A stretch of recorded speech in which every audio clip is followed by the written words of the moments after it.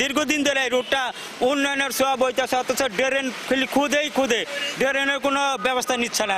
পানির মধ্যে কেদা ছিটতে দেখে আমাদের যাইতে অনেক কষ্ট হয়। প্রায় 2 ঘন্টার বৃষ্টিতেই তলিয়ে গেছে সাভারের আশুলিয়া, জলাবদ্ধতায় নাকাল এলাকাবাসী। শনিবার ভোরে আকাশ মেঘাচ্ছন্ন হয়ে নামে ঝুম বৃষ্টি। এতে টঙ্গী আশুলিয়া ইপিজেড সড়কের বেশ কয়েকটি এলাকায় জমে যায় পানি। উপচে দোকানপাটেও ঢুকে পড়ে পানি। এতে স্বস্তির বৃষ্টি পরিণত হয় অস্বস্তিতে। কর্মজীবীরা বাড়ি থেকে বের হয়েই পড়েন দুর্ভোগে।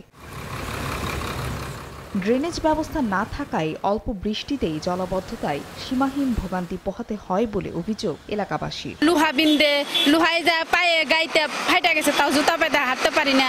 পানির মধ্যে কেদা ছিটতে দেখে তাই আমাদের বৃষ্টি হলেই সমস্যা হয়ে যায়। দীর্ঘদিন ধরে এই রোডটা উন্নয়নের ছোঁয়া বইতেছে, অথচ ড্রেন খুদে ড্রেনের কোনো ব্যবস্থা নিচ্ছে না। 1, 2, 3 ঢাকায় জমি জিতে নিন 100% ক্যাশব্যাক সহ 20 কোটি টাকার পুরস্কার। এদিকে বাগেরহাটের শরণখোলায় ট্রলার থেকে ইট নামাচ্ছিলেন শ্রমিকরা। এ সময় বজ্রসহ বৃষ্টি শুরু হয়। দ্রুত 3 জন উপরে উঠতে পারলেও বজ্রপাতে ঘটনাস্থলেই 2 জন মারা যান। পরে আহত অবস্থায় বাকি 6 জনকে উদ্ধার করে উপজেলা স্বাস্থ্য কমপ্লেক্সে ভর্তি করা হয়। এছাড়া চুয়াডাঙ্গায়ও বজ্রপাতে প্রাণ গেছে কৃষকের। ফারিয়া ফারজানা, সময় সংবাদ।